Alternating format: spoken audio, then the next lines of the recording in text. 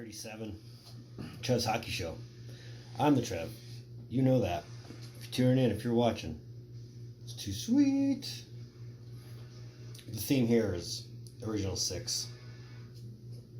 Anyway, continuing on with the retired numbers. This is my 7th retired number, and I had a look at the list probably about 5 minutes before I started doing this. It's a long list, so we got to make some waves here. That doesn't necessarily mean I'm going to bump it up to twice a week, but we're sticking with the once a week for now, and if I feel like doing more in a week, I'll do more in a week, but right now we're keeping pace with one a week. That's the try anyway. But anyway, I'm getting off topic. Today we're talking about the number 3 hanging up in Boston, belonging to Lionel Hitchman. So by all standards, by all statistical records, even back in those days, Hitchman wasn't a stats guy. He wasn't going to get you 4 goals in a season. He could if he's lucky, but he's not going to be going after the points because he's a defenseman for one, and he was more of a stay-at-home defenseman. So he was the defenseman's defenseman. You won't see him in the Hall of Fame, or at least he's not there yet, and he wasn't named to one of the NHL's 100 top players, but he was part of the early backbone of the Boston Bruins. And we're talking about his career with the Bruins, not so much his career with the Senators, because he played for the Senators for 2 and a bit before coming to Boston. So we're talking about Boston.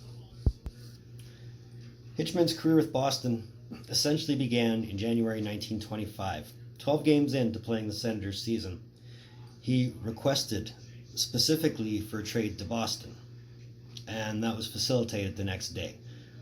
He was loaned to the Bruins for the remainder of the season, subject to coming him to contract terms with the team, which he did, obviously. But in his debut season with the Bruins for the 1924-25 season, he set a record. He was the first guy to play 31 games in a 30-game schedule. So there's your record for you. So not a bad way to start off a Bruins run. The next season, the 25-26 season, the Bruins got Doc Stewart in net, and they got Sprague Cleghorn, who, if you probably don't know, there was a rivalry between the two going back to early hockey, like Pacific Coast hockey, where they had a dueling match with sticks and one guy got knocked out. But they played for the greater good, and they came within 1 point of missing the playoffs in 25-26, while establishing career high in goals with 7 and points with 11. 1 point short of the playoffs.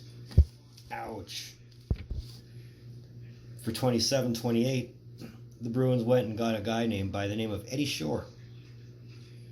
And since he was more of an offensive defenseman, they gave the Bruins an excuse to have Hitchman in the back and Shore going up and scoring all the goals when he had to, or when he felt like it was a good time to. So he got to stay more at home in the back end, and they did make the playoffs. They actually went to the Cup, where he managed to play 8 games and got a point, but 31 penalty minutes. That's okay. Still young. Fast forward a bit to the 28-29 season. Sprague Cleghorn just retired. Eddie Shore still on his other flank as far as defense is concerned, and he's named captain of the Bruins, which was not a bad gig, I'm assuming. To be unanimously voted as the captain, that's pretty awesome. In his debut season as captain, he set a career high in assists with 7. For the record, his career high in points was 11 points, the ones we were just talking about, on the way to helping the Bruins win the Cup. So, within 3 and 4 and some seasons playing the Bruins, they've been to the Cup twice, and now they've won once. And this was his second Cup because he did win one with the Senators as well. Hitchman will also go down in history as one of the first guys, if not the first guy, to wear a helmet. This comes after he managed to get his jaw broken by Eddie Shore clearing a pass. So wrong place, wrong time. Had to sit out 2 weeks, and if it wasn't for the insistence of Bruins coach Art Ross, the name's familiar, there's a reason why, was most insistent that he get a helmet on so that he didn't avoid having to take more time off because of head injury, right?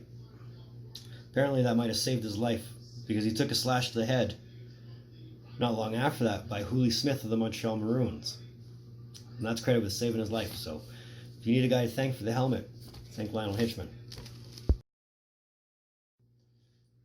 For the 1931-32 season, that ended up being his last season as captain before he handed it off to George Owen.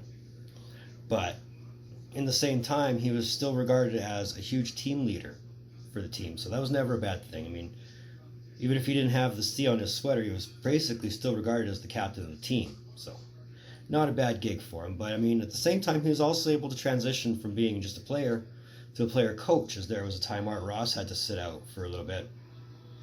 And back in the day when you were allowed player coaches, Hitchman was your player coach, and that kind of almost didn't go well for him. As there was one match where he did be a player coach, and that involved all kinds of stick work and referees being knocked unconscious. And I think it was against the Montreal Canadiens. Yeah. So, and that led to a league investigation, which ultimately Charles Adams, the owner of the Bruins at the time, stepped down as a league governor. So I think that was basically the start of the end of the player coach. But we're going to fast forward a bit here to the 1933-34 season, which ultimately proved to be Hitchman's last, as he retired mid-season, 4 games in actually, with 0 points. And yeah, in the midway point, he was done playing hockey, so he played his last game against the Senators, of all teams. And immediately after that game, the Bruins retired to number 3. So that game was on February 22nd. There's your date. And his Bruins stats, as far as overall totals are concerned, is 378 games played for the Bruins, with 26 goals, 27 assists, 53 points, for 485 penalty minutes. Or in the playoffs, they played 31 games. He scored 2 goals, 2 assists for 4 points and 69 penalty minutes. He won 1 cup with the Bruins, and they went to the finals twice during his tenure there. So, long and short, that's the reasoning behind number 3 up in Boston. So that was episode 37, Trev's Hockey Show. I want to thank you for tuning in. Your viewership always means so much to me. Always has, always will. If you like this video, hit that like button. If you want to sound off in the comments below, I'm always here to read them. I usually always do, so it's all good. If you want to, there's a little red button in that corner. Hit that thing. Stay up to date with all the content I'm putting out. If you want to, you can find Trev's hockey page or Trev's trade page on Facebook. You can also find the parent channel there at Trev's TV. You can find Trev on Instagram at RockstarTrevTV. Going forward, I think I have another hockey history idea. I think I got a couple actually ready to go. It's just a matter of which one do I want to do. As for the retired numbers, which will probably be next week, Montreal. Just because there's enough of those, along with Maple Leafs, that the sooner I get started on those, the less painful it'll be. But other than that, in the meantime, and in between time, be looking for more videos from the Trev. Later.